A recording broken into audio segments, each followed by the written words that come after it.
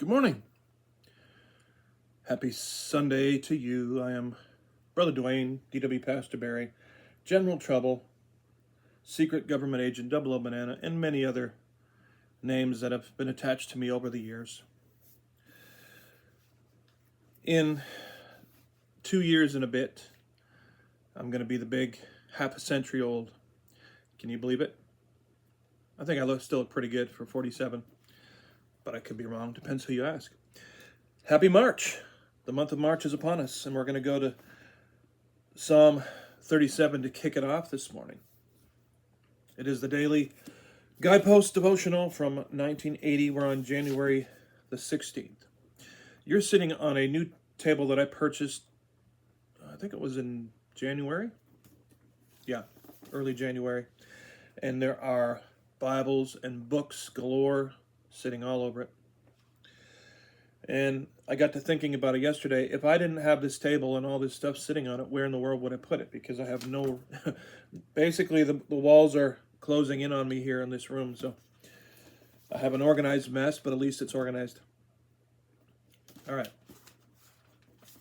Psalm 37, verse 7 says, "Rest in the Lord and wait patiently for him."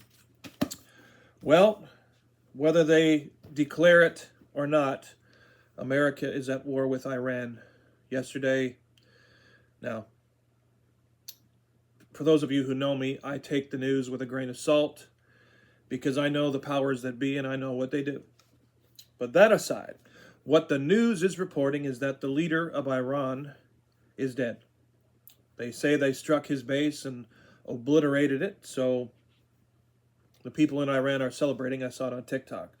There are several videos of the missile explosions, the attacks. And I saw one man in Iran. Don't forget they are Persia. It's the Persian Empire, just modernized, modern day Iran. And of course, Iraq was back in the day. It was Babylon, right? But this Iranian man made a video and he says, "I love Israel and I love America. Thank you. The people of Iran love you and thank you."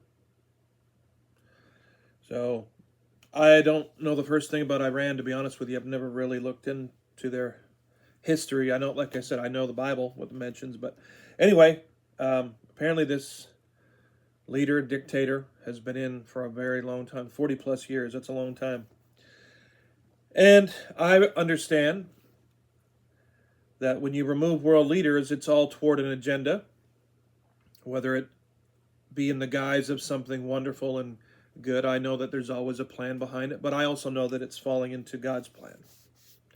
It's all setting the stage for the end, basically.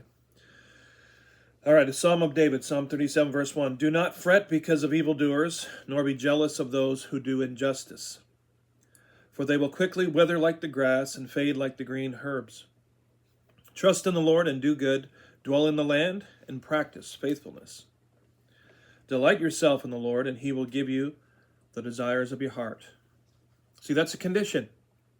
God can give you the desires of your heart, but look what it says. Delight yourself in the Lord. You have to do that first. Delight in the things of God and in him. And don't forget, a lot of the desires of your heart are things that God actually put in there anyway. "Commit your way to the Lord. Trust also in him, and he will bring it to pass. He will bring forth your righteousness as the light and your judgment as the noonday. Rest in the Lord and wait patiently for him. Do not fret because of those who prosper in their way, because of those who make wicked schemes." I want to say shout out to my son, Dwayne Jr. in the Philippines. We spoke for a good while today, this morning. I've been up since 5 this morning.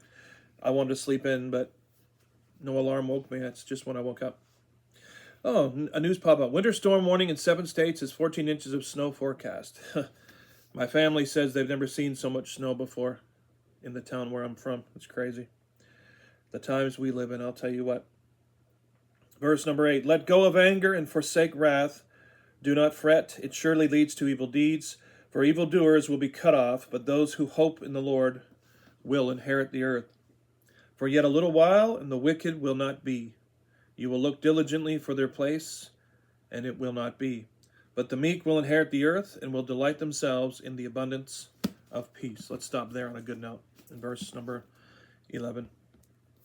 All right, let's see what the devotional has to tell us this early morning. It's just after 7 a.m., by the way, still fairly early.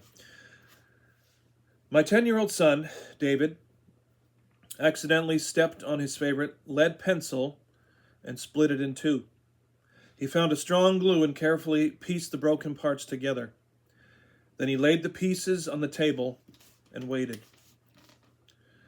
After only a few minutes, he picked up the pencil to see if the glue had set. The pencil fell apart in his hands. He frowned. He pushed the pieces back together and set them back on the table. This time he waited a bit longer before he checked to see if the glue was dry.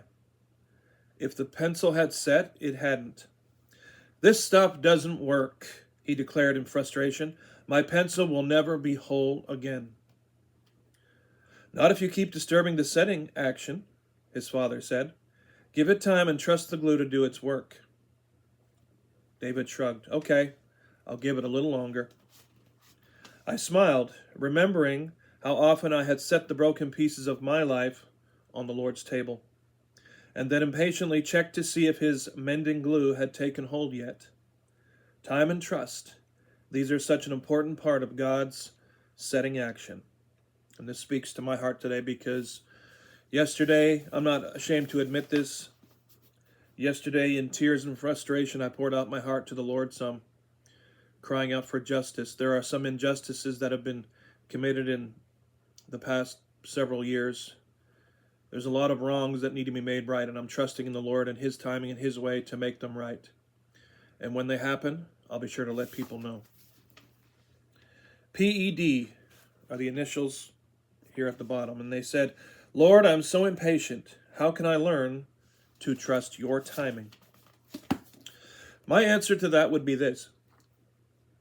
If you know the Bible, if you know the character of God, you know that He's long-suffering, you know He is merciful, He's patient, but He's also a just God, and I'm speaking to myself. So you have to be patient. You have to understand that God is perfect. His timing is right. He knows what He's doing. If God is going to bring justice to a situation, He knows the right time and the most effective way to do it. Maybe someone needs to hear that today. I know I do. So thank you, Lord, for this devotional. It's for me today, and maybe it's for somebody else. God bless you guys. Please do be sharing these videos around. Sister Trudy, thank you so much for sharing the videos. I've noticed it. I've commented on your post. Guys, please, if you see this, if this will encourage anybody else, share the videos around on your social media. Please do it. Just click, click, click. Do it, do it, do it. And leave feedback. I appreciate it greatly. God bless. Subscribe to this YouTube channel, and I'll see you in the next Daily Guidepost devotional from 1980.